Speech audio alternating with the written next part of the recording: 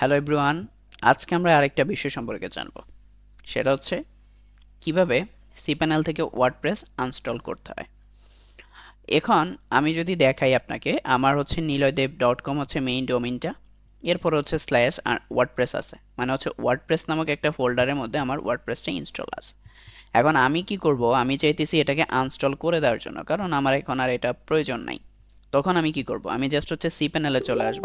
এটা হচ্ছে আমার cPanel। এখান থেকে আমি cPanel-এ চলে আসলাম। আসার পর কি করব, আসার পর জাস্ট হচ্ছে এখানে সফটওয়্যার লেখা আছে, সফটওয়্যারের মধ্যে লেখা আছে ওয়ার্ডপ্রেস ম্যানেজার বাই সফটওয়্যার ক্লস। ঠিক আছে, এখানে ক্লিক করে দিবেন। এখানে ক্লিক করলে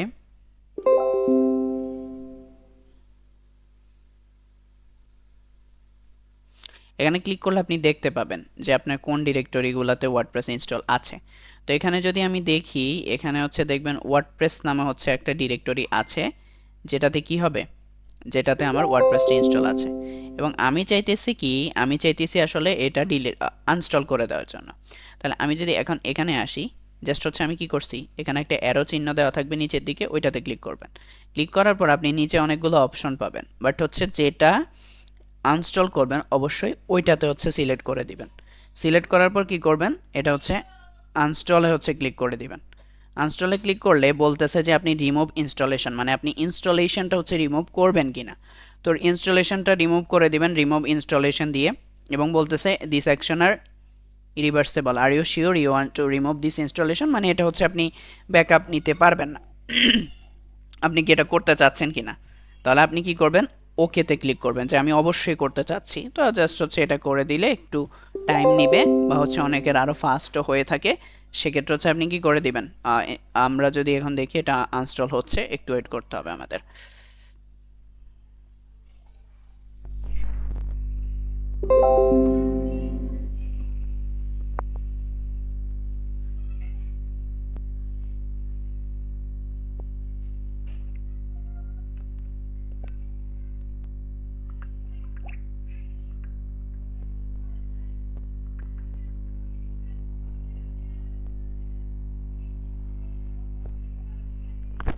এবং আপনারা যদি খেয়াল করেন আমাদের কিন্তু ইনস্টলেশনটা রিমুভ হয়ে গেছে। এবং আমি আরেকটু প্রুফ দেখাই, এখানে হচ্ছে আমি যদি জাস্ট রিলোড দেই তাহলে দেখবেন যে নট ফাউন্ড বলতেছে, মানে আমাদের ইনস্টলেশনটা আসলে নাই। তো ওয়ার্ডপ্রেস হচ্ছে এভাবেই আমরা কি করতে পারি, খুব সহজেই আনস্টল করে ফেলতে পারি।